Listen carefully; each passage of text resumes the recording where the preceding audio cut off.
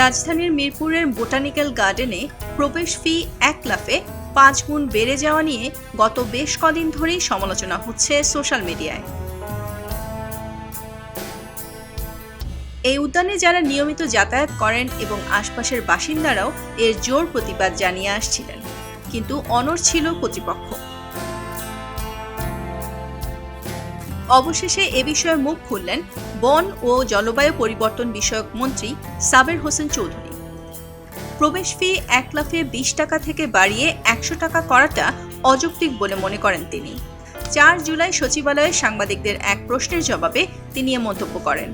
বৃহস্পতিবার সচিবালয়ে পরিবেশ, বন ও জলবায়ু পরিবর্তন মন্ত্রণালয়ের 100 কর্মদিবসের অগ্রাধিকার কর্মপরিকল্পনা বাস্তবায়ন ও অগ্রগতি সম্পর্কে জানাতে এক সংবাদ সম্মেলনের আয়োজন করা হয়।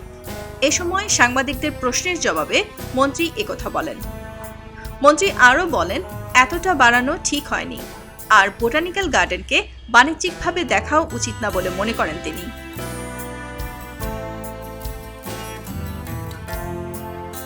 প্রবেশ ফি বাড়ানো নিয়ে মন্ত্রণালয়ের বন অধিশাখা 1 থেকে গত 21 এপ্রিল একটি প্রজ্ঞাপন জারি করা হয়।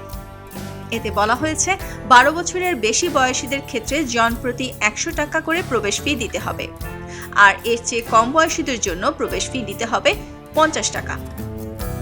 অন্যদিকে স্থানীয়রা মনে করছেন, টিকিটের দাম বাড়ার ফলে অনেক প্রবীণ ও শিশুরা এই উদ্যানের নির্মল বাতাস, ফুল, ফল, গাছ, প্রাণী, পাখির সৌন্দর্য দেখা থেকে বঞ্চিত হবেন।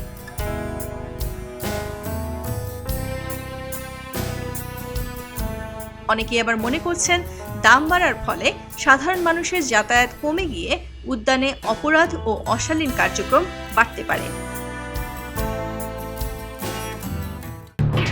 এলো খবরের কাগজ, নিখাত, নির্ভীক, নিরপেক্ষ।